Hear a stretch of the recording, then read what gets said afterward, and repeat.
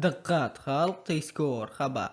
Bugun Toshkentda kuchli shamol va chang to'zon bo'ladi. Bugun 11 avgust kuni O'zbekistonning ayrim hududlarida kuchli shamol esib chang to'zon kuzatiladi. Bu haqda O'zgidromet xabar bermoqda. Ma'lum qilinishicha, kunduz kuni Qoraqalpog'iston Respublikasi, Buxoro, Navoiy, Qashqadaryo, Toshkent va Samarqand viloyatlarining ayrim joylarida va tog'li hududlarning ayrim joylarida shamol tezligi 9-14 metr sekundgacha kuchayishi, chang to'zonlar bilan kuzatilishi mumkin.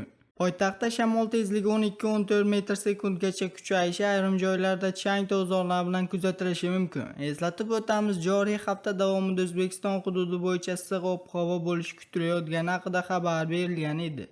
Sizga yetkazmoqchi bo'lgan xabarimiz shulardan iborat edi. O'zingiz va o'zgalar hayotiga befarq bo'lmang. Xayr, salomat bo'ling.